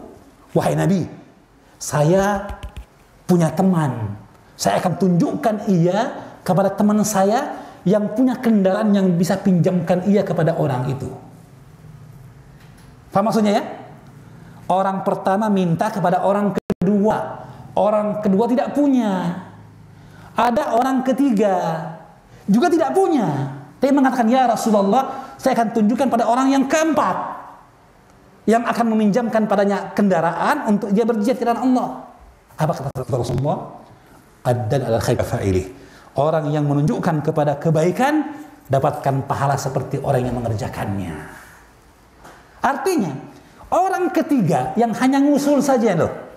Yang minjamkan siapa? Orang ketiga yang pinjam siapa? Orang pertama.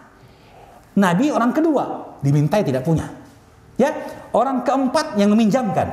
Orang ketiga yang mengusulkan, yang akan menjadi penyambung, pemberi syafaat, pemberi rekomendasi, jadi calo kebaikan gitu. Kata Nabi, kamu dapatkan pahala seperti orang yang pertama karena dia berjihad, orang kedua yang meminjamkan karena dia meminjamkan kudanya. Kamu dapatkan pahala seperti itu. Pahala yang dipinjamkan dan pahala yang meminjamkan, luar biasa. Ini jihad loh. Yang jihad orang pertama tadi berangkat mempertaruhkan apanya? Nyawanya. Yang keempat, minjamkan kuda mempertaruhkan apa? Hartanya. Dan antum yang menjadi penunjuk kebaikan, perantara sempurnanya kebaikan, dapatkan pahala semuanya. Allahu Akbar. Hadis sahih riwayat Muslim. Ya. Maka ini ada konteksnya masing-masing. Diterapkan pada keadaan seperti ini, bisa sayang waktu tidak cukup. Demikian pula 3 perkara yang tadi berikutnya. Doa, kemudian ibadah, menunaikan yang kewajiban tentu saja, ya, dan akhlak yang mulia. Semuanya terbuka luas untuk kita kerjakan, meraih kebaikan, bahkan sekalipun di tengah pandemi sekarang ini, ya. Apa detailnya? Ya, kita ngaji terus supaya tahu detailnya. Kan gitu ya? Ya. Saya hanya menggugah diri saya dan hadirin seluruhnya. Semoga kita sekali lagi bisa menjadi pembuka-pembuka kebaikan dan penutup kejelekan. Sekiranya demikian. Selanjutnya kita masuk pada materi jawab. Ini ada pertanyaan.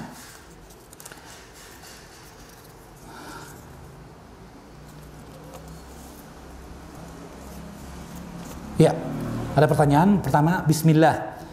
Bagaimana batasan-batasan komunikasi dengan suami? Karena saya menganggap bahwa suami itu adalah sahabat dan sekaligus sebagai pelindung. Wah, luar biasa. Barakallahu fiik. Kepada penanya ini semoga demikian terus kehidupannya. Kelihatannya dia bertanya ini khawatir. Jangan-jangan kalau saya jadikan suami saya sahabat, tidak menghormati suami saya. Kalau saya, meskipun saya menganggap dia sebagai pelindung, tidak. Ya, adalah Nabi berlomba lari dengan siapa? Aisyah. Ya, bahkan itu terjadi 2 kali yang disebutkan dalam riwayat. Ya, adapun kejadiannya berapa kali kita tidak tahu. Jangan sampai berarti 2 kali. Ya, dan hasilnya apa? Seri, ya, hasilnya seri gitu. Ya, kemudian bahkan dalam keadaan hari raya, Aisyah meriwayatkan hadis riwayat Bukhari Muslim. Nabi menawarkan kepada Aisyah bahwa orang-orang Habsyi Ethiopia sedang bermain helab, bermain tombak dengan tarian-tarian tombak di masjid. Apakah engkau ingin melihatnya? Ditawarkan. Ya, tawarkan kepada istrinya. Ya, Aisyah mengatakan, saya tidak butuh nonton sebenarnya, tapi saya ingin lihat kedudukanku di sisi Nabi. Gimana sih Nabi menempatkan saya? Maka dia, iya, semau ya Rasulullah. Maka Nabi menjadi perisai antara pemain, orang yang main tadi, para sahabatnya, dengan Aisyah. Aisyah radhiyallahu taala anha bersembunyi di balik pundak Nabi sallallahu alaihi wasallam menonton. Kata beliau, saya tidak punya hasrat nonton, tidak punya hasrat. Cuma saya ingin lihat bagaimana kedudukan Nabi pada saya, bagaimana Nabi memperlakukan saya.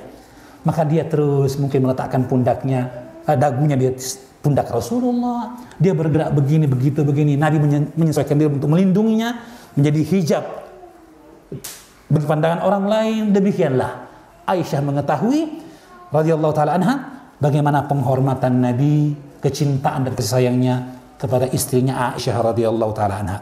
Maka pertanyaannya bagus, semoga Allah bisa menjadikan suami para akhwat seluruhnya menjadi sahabat baginya, pelindung, seperti orang tua baginya yang disayang dan dikasihinya, dan juga sebagai kekasihnya, pacarnya gitu.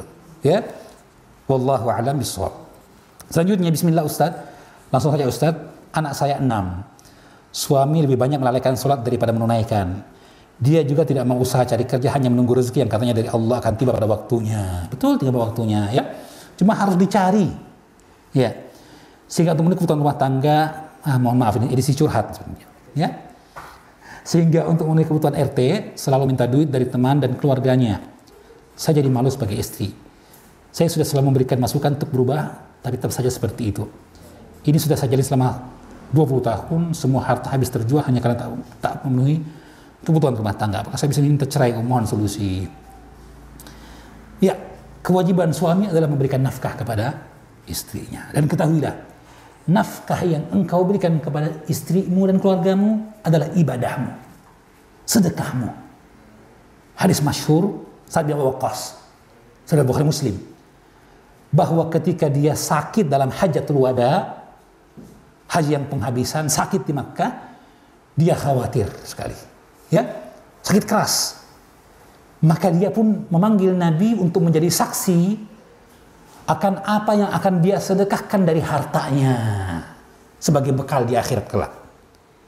Maka dia mengatakan, ya Rasulullah, saya orang yang kaya raya, wala yarisna illa ibnatun li, dan tidak ada ahli warisku kecuali seorang anak perempuan saja. Maka bolehkah saya bersedekah dengan 2/3 harta saya untuk pahala? Nabi tidak boleh, 2/3 tidak boleh. 1/2-nya tidak boleh, kata Nabi. 1/3 boleh, tapi sudah sangat banyak. Kemudian Nabi tandaskan perkara mengapa tidak boleh 2/3. Bahwa semangatmu dalam bersedekah tidak boleh menyebabkan engkau mengabaikan anak istrimu. Kata Nabi, innaka mahma tunfiqu nafaqatan. Bagaimanapun engkau bersedekah dan berinfak, tabtagi biha wajh Allah, selama engkau betul mencari wajah Allah, ikhlas tulus, membantu, menyentuh, nyantuni, ya, illa ujirta alaihi, pastilah engkau akan mendapatkan pahala dengannya. Hatta ma taj'alu fi imra'atik, hingga apa yang engkau suapkan ke mulut istrimu. Berarti sedekah kepada istri juga sedekah, asal diniatkan. Dalam hadis yang lain, Rasulullah menyebutkan 4 golongan. Orang yang bersedekah, seorang yang bersedekah kepada keluarganya, bersedekah kepada fisabilillah, bersedekah untuk kudanya dalam jihad, bersedekah untuk fakir miskin. A'zamuha ajran indallah. Orang yang paling besar pahalanya di sisi Allah, dinarun yunfiqu ala ahli. Ada 1 dinar emas yang ia infakkan justru untuk keluarganya. Lebih besar dibanding jihad tadi dan seterusnya. Luar biasa ya. Maka ketahuilah wahai suami, ya, kuatkan hubunganmu dengan Allah Subhanahu wa taala. Ya. Tunaikan apa yang menjadi kewajibanmu di sisi Allah. Termasuk selain ibadah tentu saja menyantuni istrimu dan anak-anakmu. Ya. Mohonlah selalu kepada Allah kemurahan rezekinya, ya, terbukanya pintu-pintu rezeki, dan usahalah. I'malu, kata Nabi, beramallah, fakullun muyassarun lima khuliqa lahu. Ya, sang wanita dalam keadaan seperti ini, ya, jangan dia buru-buru minta cerai. Ya, perbaiki suamimu semampumu. Ya, tuntunkan. Kalau nasihat tidak mempan, ya, darimu, mintalah orang yang mampu memberikan nasihat kepadanya, yang dia hormati dan dia segani. Lebih baik lagi adalah dalam bentuk praktek. Apa itu? Sisihkanlah sebahagian dari apa yang engkau miliki dari harta, ketimbang dia jadi konsumtif untuk dijadikan modal usaha meskipun jualan kue. Ya, membantu rumah tangga suami sekaligus menyinggung suami dan mengingatkan ia akan apa yang menjadi tugasnya. Mungkin dia pertama hanya menjadi apa? Kurir saja. Daripada sewa kurir kan gitu ya. Ojek online dan sebagainya. Mas, kamu jadi bisa bantu nggak? Apa? Ngantarin barang orang yang pesan. Oh siap. Ya. Maka perlahan-lahan ia melibatkan suaminya untuk menjadi orang yang bertanggung jawab. Ketahuilah, terkadang kebiasaan telah menempa dia seperti itu. Kebiasaan. Ya. Apalagi kalau juga dia dalam lingkungan yang mungkin serba kecukupan atau malas dan sebagainya, sehingga tertempa dia seperti itu. Merubah sesuatu kebiasaan tentunya berat, tapi bisa. Apa yang nggak bisa? Semua bisa, asalkan ada kesungguhan. Dan jangan lupa untuk berdoa kepada Allah agar Allah melembutkan hati suami untuk bertanggung jawab, beribadah kepada Allah, dan kemudian bersedekah dan berinfak kepada keluarganya. Ya, itu. Jadilah kalian saling bantu dalam kebaikan, saling mengingatkan dalam ketakwaan. Sentuhlah dengan lembut suamimu apa yang menyebabkan ia pun mau kepada kebaikan, bukan justru lari dari kebaikan tersebut. Wallahu a'lamu bissawab. Ya, jika tidak ada penyelesaian dalam perkara tersebut, ya, maka sebahagian ulama menetapkan bahwa ketidakmampuan memberi nafkah di antara sebab yang membolehkan seorang wanita meminta cerai. Wallahu a'lam bissawab. Nah, pertanyaan berikutnya, Afwan Ustaz, apakah masih mendapat pahala bersabar ketika seseorang terkena musibah atau ujian, kemudian mengeluh atau marah,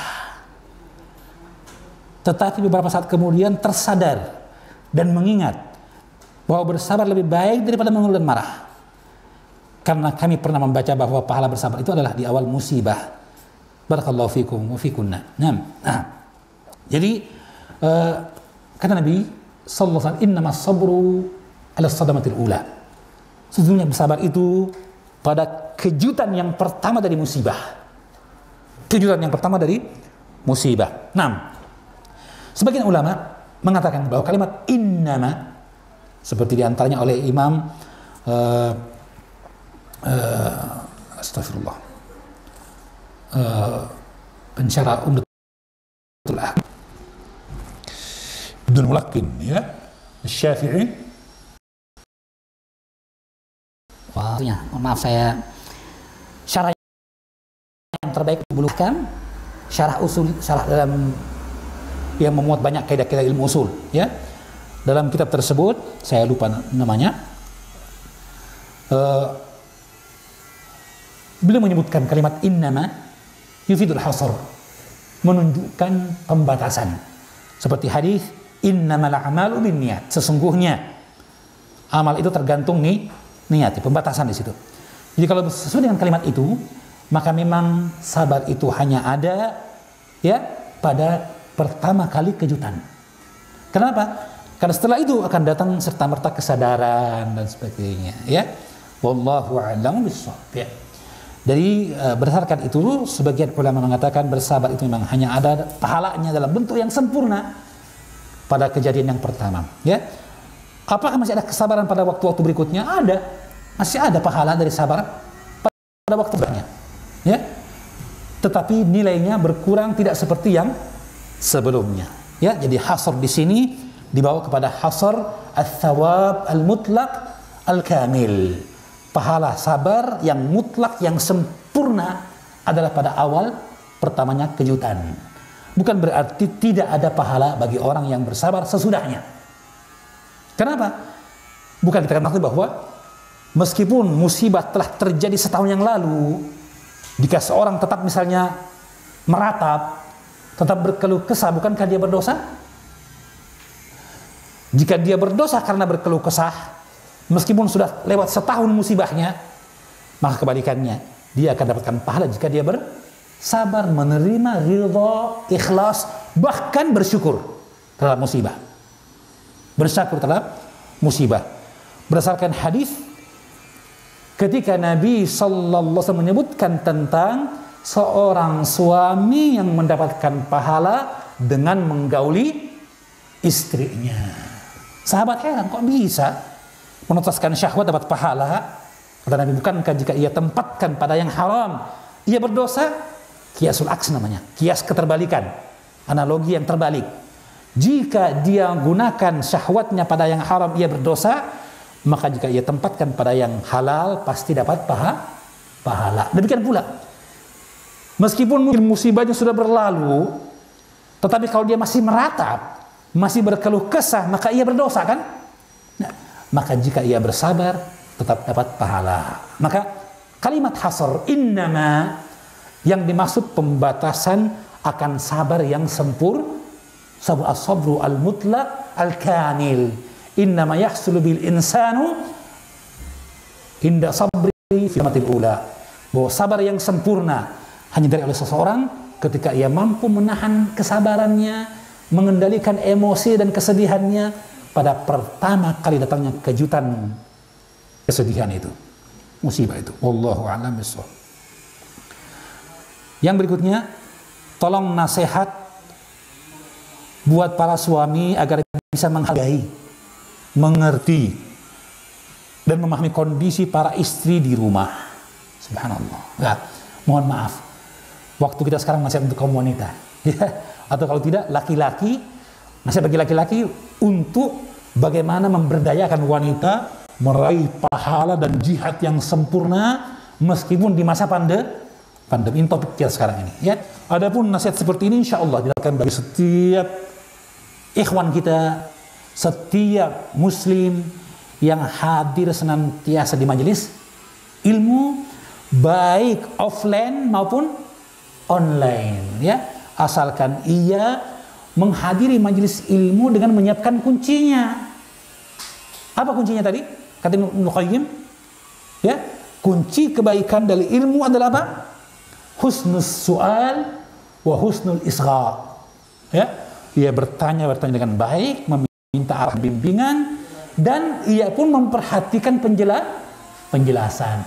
Ya, adapun kalau dia hadir online, ya, tapi pikirannya kemana-mana, wah, tidak bermanfaat. Ya, baik. Jadi tolong nasihat bagi para suami untuk menghargai, mengerti, dan memahami kondisi para istri di rumah. Apalagi di masa pandemik, para ibu bertambah kesibukannya dengan menemani anak belajar di rumah. Ya, semoga Allah mudahkan bagi kita seluruhnya. Ketahuilah akhwat fillah, dengan kesabaran kalian yang semakin besar pula pahala. Dan semoga Allah mudahkan bagi suami-suami kalian untuk bisa mendampingi. Karena tanggung jawab pendidikan ada pada kedua belah pihak, ibu dan ayah. Wallahu a'lam bishawab. Pertanyaan berikutnya, semoga Allah menjaga ustaz dan keluarga. Anak yang bertanya ketika amin, Allahumma amin. Ketika suami yang pulang kantor lalu menceritakan segala masalah yang ada di kantor, tersampaikan nama-nama bos di kantor, apakah termasuk ghibah? Ya, ghibah. Kalau dia sebutkan nama, ghibah, ya. Jangan seperti itu, dan dinasihati suami untuk bisa, kalaupun ia butuh orang untuk mengadukan masalahnya, ya, maka carilah orang yang tepat. Siapa itu? Ustadz misalnya, atau orang yang bijak yang mampu mengantarnya kepada perkataan yang baik dan semisalnya, ya. Tetapi kalaupun sang suami tetap saja butuh curhat, maka jadilah kalian, wahai kaum wanita, sebagai istri yang menenangkan. Sebagaimana apa? Khadijah bintu Khuwailid. Ketika pertama kali Jibril datang, atau kali kedua Jibril datang setelah di Gua Hira, datang di tengah jalan menemui Nabi Sallallahu Alaihi Wasallam, maka Rasulullah pulang dengan penuh ketakutan, kekhawatiran, lalu masuk ke dalam selimut dan berkemul, menutup dirinya dengan selimut, hingga datanglah istrinya Khadijah mengatakan, mengapa engkau wahai Muhammad, menceritakan kisahnya. Maka Khadijah menjadi penghibur hati, penyejuk jiwa, dan penenang suaminya Muhammad ibn Abdullah sallallahu alaihi wasallam, dan mengatakan, innaka ya la yukhzika Allah abada, wahai Nabiullah Muhammad, sungguh Allah tidak akan menghinakan engkau. Innaka la tuqri dhaif, kamu sungguh menjamu tamu, membantu orang yang lemah, memberikan pakaian orang yang tidak punya. Artinya belum membesarkan hati suaminya. Begitulah seorang wanita. Jadilah kalian penampung curhat suami, karena kadang dia butuh curhat. Kalau tidak curhat nanti jadi apa? beban mental baginya, tekanan jiwa, akhirnya meledak sana sini. Dengarkan saja, tapi dengarkan untuk lewat. Jangan engkau terbawa, memusuhi dan sebagainya, tidak. Ya, dan ucapkanlah kalimat yang menenangkan suami, dan yang paling penting agar ia bisa mengurangi sifatnya menyebutkan keburukan orang lain dalam perkara yang mungkin belum tentu bahkan tidak tepat. Artinya istrinya belum tentu bisa memberikan solusi baginya yang terbaik. Justru boleh jadi istrinya menjadi terbawa perasaan. Ya wallahu a'lam bishawab. Tapi intinya seorang suami menjadi penyebab ketenangan, seorang istri menjadi sebab ketenangan suaminya, sebagaimana firman Allah surah Ar-Rum tadi, litaskunu ilaiha. Bismillah, bagaimana afwan, pertanyaannya agak nggak nyambung nih. Bolehkah membatalkan ta'aruf untuk ta'aruf dengan yang lainnya? Wah, namanya juga ta'aruf. Ta'aruf artinya saling mengenal, ya. Mengenal boleh dibatalkan, ta'aruf boleh, ya. Jangankan ta'aruf, khidbah saja bisa batal kok, ya kan? Apalagi cuma ta'aruf saja, boleh, ya. Tapi ingat, hendaklah seorang wanita dalam setiap kegiatan yang ia lakukan menghadirkan keikhlasan dalam hatinya. Kemudian senantiasa tidak putus permohonan kepada Allah, meminta yang terbaik bagi dirinya.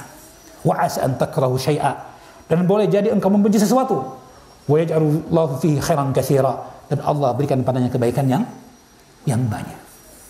Ya, jadi seperti kisah siapa? Fatimah bintu Qais.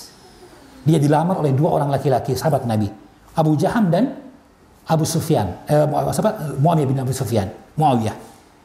Maka Nabi ditanya kepada Rasulullah, dua orang parku itu. Maka Nabi menjelaskan apa adanya. Mustasyar mu'taman, orang yang diminta musyawarah, ya, dia memegang amanah untuk memberikan yang terbaik. Maka dia sampaikan, adapun Muawiyah fasu'luka la mala lahu, miskin, tidak punya harta ketika itu. Lihat, kemiskinan, ketidakmampuan memberikan nafkah maksudnya. Menjadi sebab sehingga Nabi tidak mengarahkan Fatimah bintu Qais kepada Muawiyah. Itu waktu itu. Siapa yang menyangka ternyata Muawiyah menjadi raja bumi, kan? Bahkan dikatakan Muawiyah bin Abi Sufyan radhiyallahu taala anhu khairu mulukil Islam, raja Islam yang paling hebat. Siapa dia? Muawiyah bin Abi Sufyan. Jelas ya? Ya. Waktu itu kata Nabi miskin, tidak punya harta. Adapun Abu Jaham, fakana la yada' as'an atiqih, dia tidak pernah meletakkan cambuk dari pundaknya. Maksudnya banyak perjalanan, atau yang lebih tepat dalam riwayat yang lain adalah bahwa dia suka memukul istri, lancang tangannya. Maka kata Nabi, inki Zaidan, menikahlah engkau dengan Zaid. Ya, asalnya Fatimah nggak respect. Zaid ini dibanding yang maju ini semua ada miskin, wajahnya tidak tampan dan sebagainya.